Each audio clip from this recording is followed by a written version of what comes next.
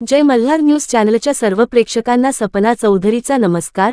नंदुरबार जिल्ह्यातील अक्कलकोवा शहरालगत असलेल्या वरखेडी नदी पात्रात महाराष्ट्र जीवन प्राधिकरण अंतर्गत जल जीवन मिशनच्या योजनेतून शहरात पाणीपुरवठा करण्यासाठी आणलेल्या प्लास्टिकच्या पाईप्सना आज सकाळी अचानकपणे आग लागल्याने शहरात भीतीचे वातावरण पसरले होते।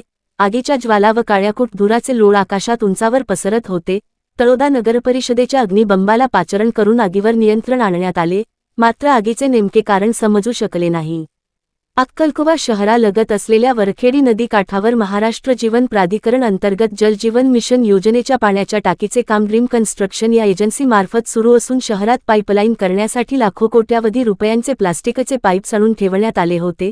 सकाळच्या सुमारास अचानकपणे या पाईप्सना आग लागून काही क्षणातच आगीच्या ज्वालांनी रौद्ररूप धारण करीत आगीच्या ज्वाला आकाशात पसरल्याने धुराचे लोळ उंचावर पसरू लागल्याने या ठिकाणी नागरिकांनी आग पाहण्यासाठी एकच गर्दी केली होती।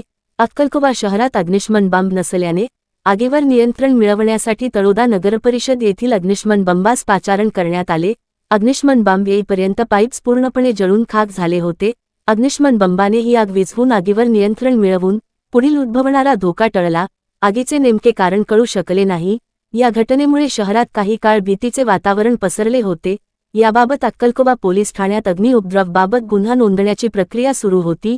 या ठिकाणी रात्रंदिवस ग्रामपंचायत कर्मचाऱ्यांच्या रात्रंदिवस पहारा असताना देखील ही आग कशी लागली असा प्रश्न उद्भवत असून या आगीमुळे शहरात पसरलेले धुराच्या लोळांमुळे शहरात मोठ्या प्रमाणावर हवेचे प्रदूषण झाल्याने पर्यावरण प्रेमींमध्ये या घटनेबाबत नाराजी व्यक्त करण्यात येऊन घटनेची चौकशी करण्याची मागणी केली जात आहे। अक्कलकोवा प्रतिनिधीसह सपना चौधरी, जय मल्हार न्यूज, नंदुरबार।